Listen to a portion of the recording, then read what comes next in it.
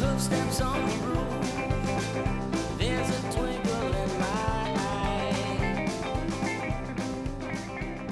Ding. All right. All right. Welcome once again to Year Round Tree, where me and Lizzie talk about Christmas movies or Christmas specials, just generally the Christmas spirit. Mm-hmm. I'm here with this wonderful boozy Grinch punch. Ooh. It's an interesting little beverage. It's a lemon lime Kool-Aid, Ugh. ice, Ugh. lemon lime soda, That smell I'm smelling. pineapple juice, vodka, ginger ale with lime wedges and sanding sugar for rimming. I mean, that takes me all the way back to like my childhood right there. Well, I think in the future, I'm actually probably not going to make this that complicated. No. Because really, it's just you want the lime cream drink, right?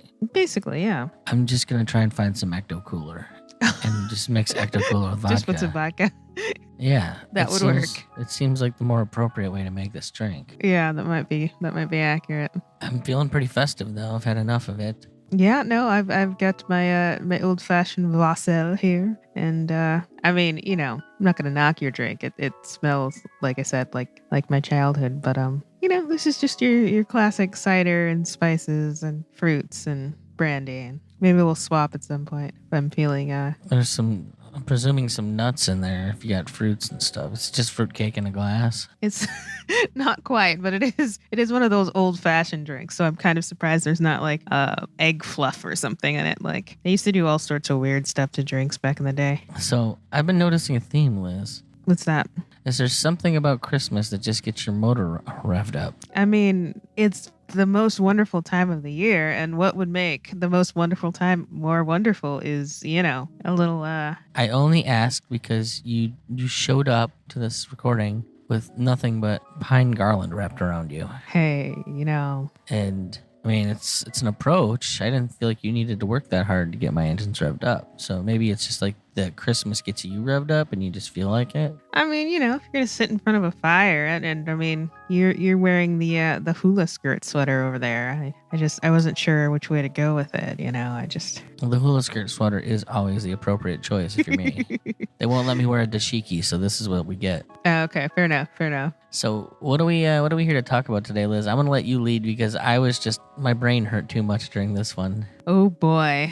Well, this one is a blast from both of our pasts, I think. This is To Grandmother's House We Go. And if you're not familiar with the fact that there's a movie by that title, it's Mary-Kate and Ashley Olsen at their... It's made for TV in 1992. Yeah, their very youngest. And you can tell, honestly, because pretty sure the producer on this project is the same as... you know, that their show there with the house that's full. And they're obviously at peak. We will repeat whatever dumb catchphrase they told us to say 30 seconds ago. Like, it's just, there's so much of it. I mean, I watched the whole thing, and it was, at one point, I think I looked up and it said, Liz, there's not another 50 minutes of this movie. There can't be another 50 minutes of this movie. It was... remarkably long for what it was, and it felt way longer. We're like, yeah, we get it. They're cute. They're twins. They're 5. Okay. As Liz said, like, it just seemed like how many catchphrases could they squeeze into a single moment in the movie? Just yeah.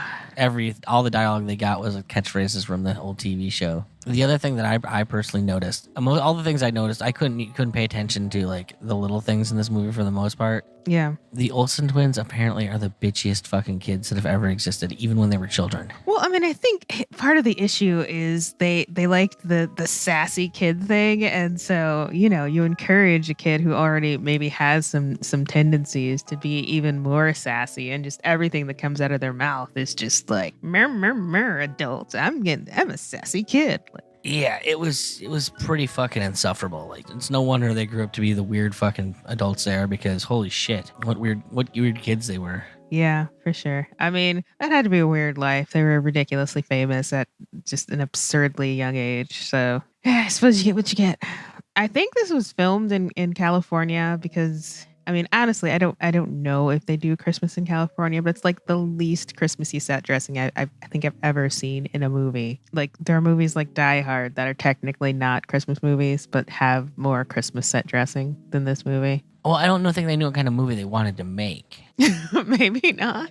Well, you see, the thing is I think they wanted to make a cowboy movie. Oh my Or maybe gosh. they just wanted to play a cowboy movie and like comment on it because there was enough reconstructed cowboy footage in this movie that like Did they just like were the rights to all of Roy Rogers' back catalog just like really really cheap or something? Did someone get them at a game of poker and they just decided, you know what, we're just gonna it was a crazy game of poker. It was a we're just gonna crazy pad game. this movie with I wanted Roy Rogers' entire catalog.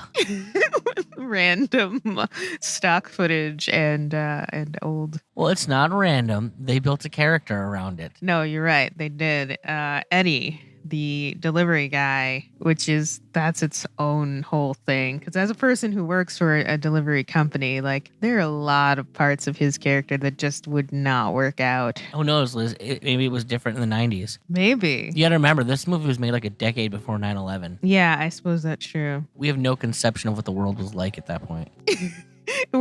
we're drivers just, I don't know, disposing of their entire loads and nobody followed up with them on it because that's what happens in this movie at one point. I was curious why he was delivering packages at like 11 o'clock at night. Yeah, I mean, that does occasionally happen around Christmas time, but I feel like the amount of stuff they were theoretically supposed to have done between like 6 p.m. because it's literally 6 p.m. It's a plot point, and the official start of Christmas was pretty impressive. Like, how are you gonna buy a truck's worth of gifts, get them boys wrapped, and deliver them in that 5 hours or whatever? So I had only one other note, and it was how you can't make any movie today. Like none of the movies can be made today. Oh yeah, no, this would definitely not fly today. I thought it was incredibly racist when they threw the fried chicken in the hat of the sax player busking. You know what? I did not even catch that, but yeah, that's fair. They threw fried chicken bones into his hat when they were done eating them. They did. And he said, did you just throw bones in my hat? And they said, there's still some meat on those bones. And he said, oh, okay. That is kind of messed up, actually. I mean, the only thing they could have done worse is had like the other one throwing a rind of watermelon. Right? Oh, good gravy. I mean, it's terrible. Did the Olsen twins get canceled now? No, I think, Life canceled them? I don't know. It seemed like they decided to just step off. Don't they have like a fashion line with like Target or something? They had a fashion line on their own, or one of them did. The Row. I think it still exists. It's still around. And I was trying to think of the last movie I saw either one of them in. It was Beastly or something. Vanessa Hudgens was in it, and I think it's Mary Kate, and she plays a witch, which was it's an enjoyable movie. I dug it, but Nothing you said there makes me want to watch it, but that's fine. that's okay. I feel like they both kind of just checked out any semblance of life that would be visible to people, and I can't blame them, honestly. So what kind of movie we have here? Like obviously, everything we've said doesn't even make sense to what the movie is actually about, which is hilarious. Okay. So the plot of this movie, you have your classic. Prepare to suspend disbelief, folks. Yeah, there's that. Your classic Hallmarky. Let's establish an age here. This is 92, so they're what, like, I think we established they're like 5? They're about 5. Their mom, in theory, is old enough to be a mom of 5-year-olds. She seems pretty young, the actress. I know I didn't find that hard to believe. No, you didn't. Okay. I found it hard to believe that she was like raising kids as a manager of a Unimart or whatever it would be. Well, yeah, there's definitely that. So, yes, she's raising her 2 twin daughters. They're a handful, and she works at a Unimart. Liz, just call them bitchy. They're That's what you mean when you say a handful, is that her kids They're are just- bitchy. doggone annoying. Just all of the stupid twin things that they could squeeze in to say that these girls are pain in the ass. So, yeah, she works at a Unimart, and this guy, Eddie, comes in to make deliveries to Unimart every day, and every day he asks her out. No, he buys his scratch-off tickets. Right. And he flirts with her, and she tells him that he's not her type because he wastes money on scratch-off tickets and doesn't plan for the future. And what does he have to recommend himself? Nothing really. Like, no, not he basically explains that he's a man child and He's a lovable scamp. yeah, and has nothing to offer anyone, but she should go out with him anyway because you just never know. Yeah. Yeah, I believe yeah. that. That's about it. That's So as these things go, it's Christmas time, and Grandma invites the girls to come up and hang out at Christmas, but Mom doesn't have the heart to tell the girls that she has to work on Christmas Day. and that is her mom's grandma, mind you. Well, it's great grandma. Yes, it's their great grandmother. So where is the actual grandma in all this? I don't know. It's weird how much of the actual bones of this story they leave out of this story. Like, what happened to their dad? What happened to the rest of their family? They really didn't care. And by the way, just while we're complaining about this and how ridiculous this movie is, I'm sure me and Liz both loved it as children. We probably did because our daughter, Yeah, she loved it. Irma thought it was great. she did. She loved the heck out of it. I don't understand how, but apparently it's much easier to satisfy as a kid. Maybe it is just kids want to hear other kids saying sassy things because they know they couldn't get away with those in real life. So to bring this in, because it's like the least important part of the movie, even though this is the movie. Mm-hmm. Mom accidentally says in front of the kids, "Oh, I just wish I, could take a vacation or whatever." Right. And so the girls decide to give Mom a vacation. By leaving the house of her friend who has a newborn freaking baby and was assigned to watch them. They pack their bags and they're gonna go to great grandma's house. Way to give that lady a complex for the rest of her life. They don't know how to get there. They pick a direction and start walking, and then by some coincidence, eventually, like, they hop on the bus to get downtown. Talk to some crazy ass lady on the bus. Yeah, and then eventually they just happen to run into the guy that crushed their snowman, which was Eddie, the delivery guy. Right. The delivery guy. Yeah. Who was appalled, I remind you, when he found out that the person that works at the Unimart has children. How dare she? Why wouldn't she tell him? She has children. Ew. I just wanted to go out with you. Yeah. Yeah. So he ends up having a nice day with the girls. They go out on deliveries because he finds he can use them to get bigger tips for the holiday. Right. Buys them lunch. Eventually he takes them home. But they don't make it home No. because he's knocked out and the van is stolen. Right. Because there are bandits stealing UPS trucks, essentially. Right. Which is a whole nother thing. So then it becomes a ransom story where they're being held hostage by, oh my God, Liz, please tell me who they are. It is Rhea Perlman and Jerry Van Dyke. And I'm going to tell you right now, they are the best actors in this entire movie. Oh, without question. Like, they're fucking hilarious. They're so ridiculous. You're halfway through this movie, you're falling asleep, and you suddenly realize, oh, okay, that's where their whole budget went, was just getting these two actors to show up and say that schlock. I bet they filmed most of the movie and like added those characters in Just because they knew it wasn't going to work otherwise. like they did the testing and they're like, all right, we're doing great on the kids, but none of the adults can sit through this thing. We got to put in something. Got to give them something. And so ultimately the whole thing leads to where like they take them to this carnival. And then they meet up. Eddie and Mom sell all the gifts in the van to make the ransom payment. And somehow throughout all of this, eventually the movie ends up at Grandma's house. Yeah. Her great grandma's house. Because I don't know, they don't actually have to write this thing. Whatever. Mom and Eddie are arrested at one point for being the bandits. Which, frankly, at least give me something, because I mean, I don't know what they were doing in the 90s, but I feel like all those gifts disappearing should have raised somebody's red flag. Yes. But Jerry Van Dyke's character eventually says, "No, it was me. I can't do this." He's a terrible criminal. Yes. I love there's that great moment where he's like, he is sweet talking Rhea Perlman's character about when I get out, baby, I'm gonna be ruthless. I'm gonna be a monster. I'm gonna be an animal. I'm gonna be heartless. And it's just completely unbelievable. He might as well be he might as well be the tiger from the Wizard of Oz. Right. But yeah, all that. Meanwhile, like the whole thing we were talking about. So like Eddie's character like is constantly wishing he was a cowboy, Right. like in the Roy Rogers sense.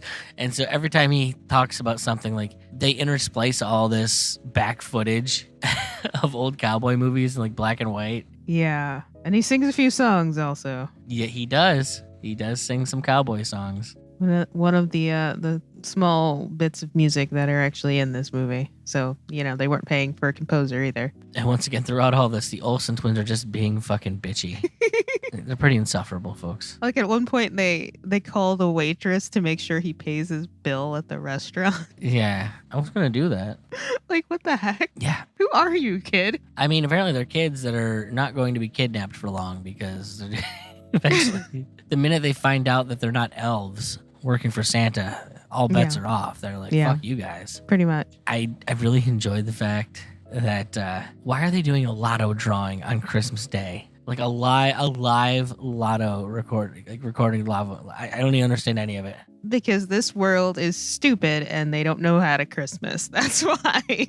So was there any snow at any point in this movie? No, none whatsoever. There were barely decorations. Like the Christmas carnival there was a Santa there, and there might have been a couple snowmen somewhere. Well, no, there was that stuff. He had the reindeer horses or whatever they were. Yeah. But that's right. That wasn't on a sleigh. It was on just a regular cart. Yeah, like a covered wagon kind of thing. Yeah. Just not the covering. It was basically like a regular carnival, and they just kind of flapped a couple Christmassy things in a couple places. It had a scene with Santa Claus in it, maybe a Christmas hat. Yeah. Were they wearing sombreros too? It was ridiculous. Coming to the conclusion, this was never intended to be a Christmas movie. They just shoehorned all that shit in there. They were just like, I don't know. I got this Christmas stuff in my basement. Let's make it a Christmas movie. That'll be cheap. It'll be something. I don't know. Were there any other little anecdotes or things that you noticed in it? You took a lot more notes than I did. I literally got to as far as fried chicken and the black guy, and I could lost my shit. I couldn't do it. Well, I mean, one that was pretty funny was that Bob Saget and Lori Loughlin were the people doing the lotto drawing at the end, which of course, the girls had helped Eddie pick his lotto numbers that day, and this was their birthdays, right? Right, and just happened to pick the winning ticket. So, but this is how little they're invested in building the characters, likable characters for this movie. They have their mom find the girls because he wants his freaking lotto ticket. But in the end, he's gonna give each of them half. Yeah, because that makes it better. Yeah, but that's the thing. That means he's getting nothing out of it. So why is he so excited to get nothing? He's giving the girls half and mom half. Yeah, I feel like the writing is just awkward. Wait, there was writing? I know, right? They did just show up with the Olsen twins and say, hey, what can we film and pretend is a movie? They very well may have, honestly. I don't even think the actress who played the grandma has a line. She had at least one. She had one? Yes. Maybe two. She's literally, I think, only in it the one scene. So basically they paid her for a day, probably scale. Yeah, just look like an old lady. Give a hug to the Olsen twins. Yeah. And then that'll be your entire job. But there you go. I mean, we watched it as kids, so... I remember liking it as a kid. Yeah. Hence, when it came time to find something to talk about in the show, I'm like, we got to revisit this. Yeah, honestly, we talked to your sister, and she might still like it, so... It's definitely a Ryan kind of movie. It is very... is it wholesome? I feel like it. I mean, they're pretending that that's what criminals are like, so that's pretty goofy. Yeah, that's pretty ridiculous. There's a lot of saying sassy things to adults, and there's the giant theft, although I suppose they pay people back, give them back their stuff. So yeah, they use all that money to go and wrap the gifts and give them back. They were just borrowing them to get the ransom. Okay, I guess it's wholesome, if that's what we're going for. Look, Liz, it's the Olsen twins. How can they not be wholesome? This movie is ridiculous. That's the bottom line. I don't recommend watching it, folks. No. We bit the bullet for you. It might be better if you're drunk. I don't know. That's very true. You know what? There should definitely be a drinking game. Every time one of the Olsen twins says something really cunty, you just take a sip. No, you would die. How about every time they say something in unison? Okay. Wait, let's combine the two. Every time they do one or the other. Oh, good gravy. Liz, the point in drinking games is to be completely sloshed at the end of it. Well, you will be maybe sloshed dead before the end of this movie, because this movie is long enough. Ugh. Oh, well. Well, folks, I hope you enjoyed this another episode of Year Round Tree. I'm Nikki P. This is Lizzie. Yep. So have a happy holiday.